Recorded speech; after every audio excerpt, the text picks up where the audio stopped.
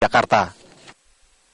Ya, pemirsa, keberadaan layanan bank tanpa kantor atau branchless banking membuka peluang pasar buat industri perbankan dan agen layanan bank. Lalu bagaimana prospek bisnis branchless banking? Ikuti pembahasannya bersama Bapak Ganjar Mustika. Beliau adalah Kepala Departemen Penelitian dan Pengaturan Perbankan dari OJK. Apa kabar Pak Ganjar? Terima kasih sudah kembali hadir di Market Corner kali ini. Pak Ganjar, sebetulnya apa yang mendasari branchless banking ini sebetulnya? Baik. Branchless banking dalam bahasa Indonesia kita kenal dengan layanan keuangan tanpa kantor. Adalah suatu pelayanan perbankan yang biasanya menggunakan secara fisik kantor cabang di daerah-daerah sampai yang disebut dengan kantor kas. Namun ke depan kita akan kembangkan apa yang disebut dengan pelayanan perbankan dan layanan keuangan lainnya yang tanpa menggunakan kantor, yaitu melalui agen. Yang mendasarinya adalah bahwa akses kepada sistem keuangan di Indonesia ini masih cukup rendah. Kita masih baru mengalahkan Filipina dan masih kalah dari negara-negara lain. Nah, oleh karena itulah kemudian, karena pembiayaan perekonomian di kita ini untuk pembangunan ekonomi kita membutuhkan begitu banyak investasi yang tercatat sekitar 5.600 triliun rupiah. Maka untuk itu kita memerlukan sumber pendanaan yang lain. Nah, oleh karena itu sumber pendanaan domestik yang ada harus kita gali. Yang kedua adalah bagaimana kita mengembangkan produk-produk dan jasa-jasa keuangan yang bisa memenuhi kebutuhan masyarakat yang lebih luas, terutama masyarakat yang berpenghasilan rendah dan jauh dari lokasi.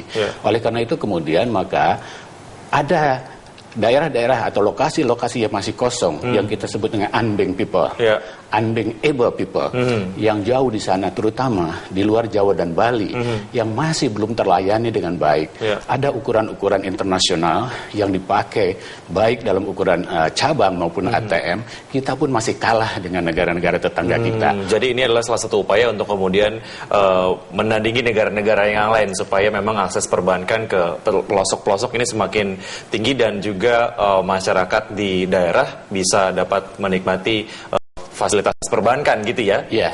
Oke.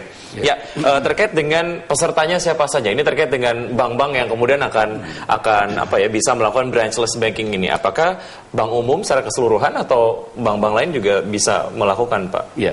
Pada dasarnya bank-bank yang yang bisa ikut dalam program ini adalah bank-bank yang tentunya memenuhi syarat-syarat tertentu. Terutama pertama mereka sudah memiliki layanan SMS banking atau e-banking, e-mobile banking, kemudian juga ada layanan internet atau host to host. Nah, bank-bank ini juga harus memenuhi persyaratan tingkat kesehatan, bisa meminimalisasi risiko-risiko daripada pelayanan melalui layanan keuangan tanpa kantor ini, memiliki sumber daya manusia yang memadai dan infrastruktur lainnya yang cukup. Sehingga pada dasarnya bank-bank yang memenuhi syarat ini yang bisa ikut. Oke, ya. Sosialisasinya sejauh ini seperti apa dan seperti apa ekspektasinya ketika kita bicara mengenai branchless banking ini, Pak Ganjar? Ya. Layanan keuangan tanpa kantor atau branchless banking ini sudah kita bahas jauh sebelum tahun ini sebetulnya. Ini merupakan program kelanjutan dari program Bank Indonesia, di mana tahun lalu kita mengadakan pilot project terhadap beberapa bank dan telco dan menggunakan beberapa daerah. Nah, ada sudah dikeluarkan peraturan Bank Indonesia mengenai layanan e-money, yaitu layanan yang mendasarkan kepada sebetulnya itu adalah satu sarana alat pembayaran di mana menggunakan media tertentu. Nah, kemudian kita lanjutkan di OJK ini dalam rangka tadi program branchless banking, dalam rangka mendukung strategi nasional keuangan inklusif untuk mengurangi kemiskinan, untuk melanjutkan meneruskan dan memperluas layanan atau pembangunan kita. Nah, kemudian oleh karena itu maka ini kita sosialisasinya sebetulnya sudah mulai dari rancangan peraturan OJK. Kita sudah public expose, kita kirimkan kepada seluruh pemangku kepentingan, perbankan, asosiasi, dan kita sudah menerima banyak masukan. Tanggapannya sejauh ini seperti apa dari bank-bank yang sudah banyak sekali tanggapan-tanggapan dari mereka, terutama mengenai bagaimana mengenai keagenan, ya kemudian mengenai biaya dan lain-lain, kemudian bagaimana persyaratan persyaratan bank itu sendiri, kemudian perjanjian kerjasama, dan terutama mengenai bagaimana kita memanage atau mengelola risikonya. Dan itu kita sudah lakukan dengar pendapat dengan para pemangku tadi, dan sekarang sudah pada tingkat legal drafting. Apa untungnya untuk bank peserta branchless banking ini ketika mereka kemudian tidak harus membuat branch ataupun cabang-cabang di banyak daerah sebetulnya Pak Ganjar? Ya, untuk membuka suatu cabang sebagai gambaran itu memerlukan biaya yang kurang lebih 30 kali lebih besar daripada apabila menggunakan layanan dengan SMS. Secara statistik demikian. Oleh karena itu kemudian maka kebutuhan permodalan infrastruktur lebih murah gitu untuk layanan keuangan tanpa kantor ini akan lebih murah.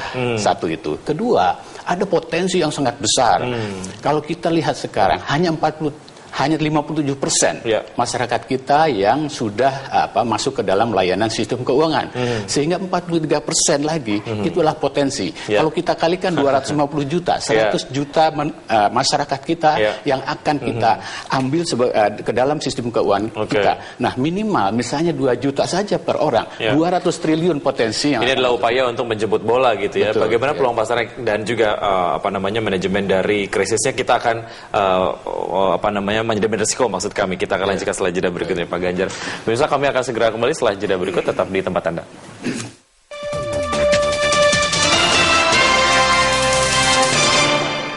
Peran jas putih ini adalah untuk menyentuh orang banyak.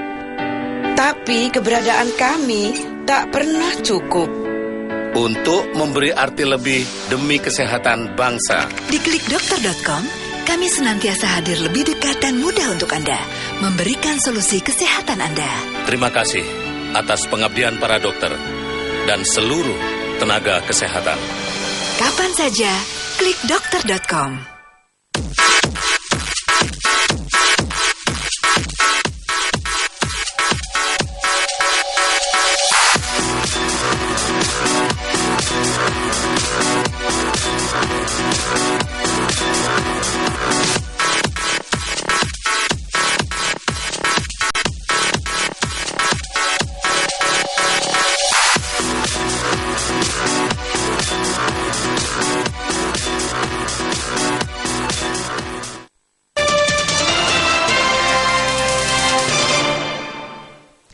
Ya, kembali di Dialog Market Corner, Pak Ganjar. Kalau kita bicara mengenai sebuah peluang yang kemudian bisa dijemput oleh peserta ataupun bank-bank yang kemudian ikut serta dalam branchless banking ini kemudian akan menimbulkan iklim persaingan yang sebetulnya cukup seru ya, Pak Ganjar. Berarti dalam keagenan sendiri mereka akan aktif untuk mencari agen-agen yang bisa dipercaya. Kualifikasi pengagenan ini tentunya sangat penting untuk menumbuhkan kepercayaan masyarakat untuk mempercayakan dananya melalui agen-agen ini. Kualifikasinya seperti apa sebetulnya Pak Ganjar? Ada 2 jenis agen yang nanti bisa ikut dalam branchless banking program ini. Yang pertama adalah individu, yang kedua perusahaan. Tentunya untuk masing-masing ini ada persyaratan-persyaratan tertentu dan tidak semua bisa memenuhi itu. Yang pertama adalah dia dikenal di sana. Kalau individu, kemudian juga punya integritas yang tinggi, reputasi yang baik, kemudian juga dia punya usaha. Minimal 2 tahun sudah di sana, di daerah itu. Sehingga diharapkan mereka itu dikenal oleh masyarakat dan mengenal masyarakat di sekitarnya. Kemudian juga dengan demikian maka mereka memiliki pendapatan lain dalam rangka mengelola bagaimana mereka mengelola sumber dana yang keluar dan masuk tadi. Nah, sehingga mereka sudah terbiasa dengan hal itu. Kemudian mereka juga harus memenuhi persyaratan-persyaratan, misalnya dia sudah harus memiliki persyaratan alat elektronik, kemudian apakah itu HP, kemudian internet dan lain-lain. Itu bisa dipilih, apakah juga EDC dan sebagainya. Sehingga diharapkan ini merupakan agen-agen yang terpilih, dan agen-agen ini dipilih oleh bank, dan itu harus lulus yang disebut dengan uji tuntas. Ya, bank nanti akan melakukan semacam perjanjian kerjasama setelah meneliti agen-agen ini. Tentunya ada persyaratan-persyaratan yang sangat ketat. Pengawasannya seperti apa, Pak Ganjar, ketika kemudian sudah dipilih agen-agen untuk menampung dana dari masyarakat dan kemudian disalurkan ke banknya gitu ya? Pengawasannya nanti seperti apa? Pertama, bank harus mengajukan dulu untuk bisa ikut peserta dalam layanan keuangan tanpa kantor ini. Itu yang pertama. Kemudian yang kedua, agen tadi sudah memenuhi persyaratan-persyaratan minimal tadi, ya, sehingga itu ada semacam aplikasi kepada OJK. Nah, nanti pengawas akan meluluskan atau tidak meluluskan daripada permohonan perizinan tadi.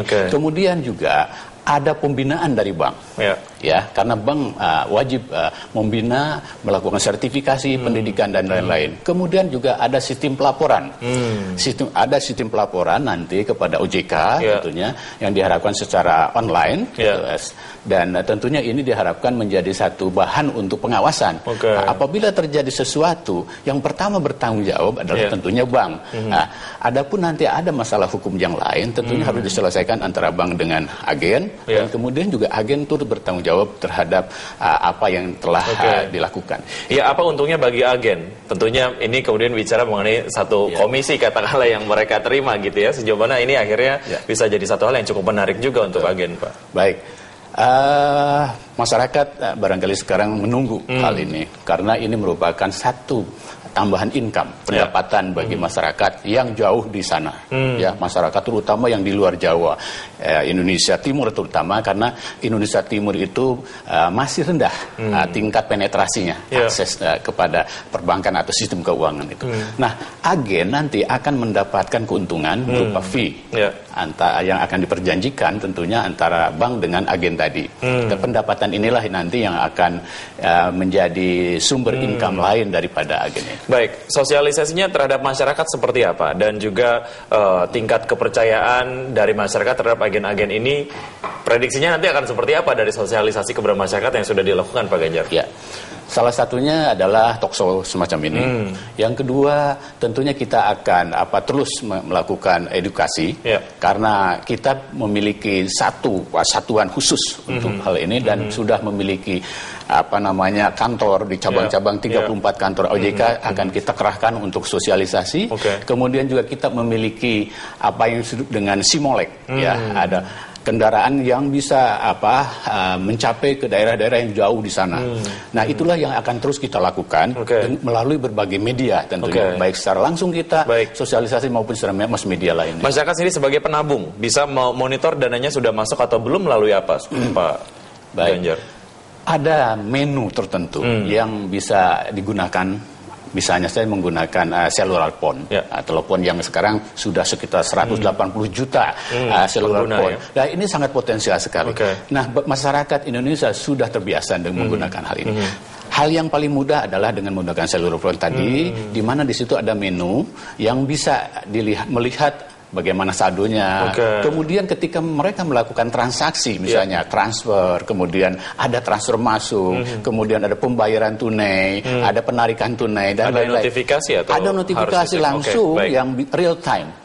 Baik itu dalam bentuk SMS, nanti bisa dengan cetak, dan lain-lain. Ya, Pak Ganjar, terima kasih atas waktunya. Semoga ini bisa menjadi satu media sosialisasi yang efektif. Semoga berhasil. Terima kasih Pak Ganjar. Sampai jumpa. Sukses untuk Anda. Ya, pemirsa, Apple meluncurkan smartphone teknologi baru. Informasinya sesaat lagi.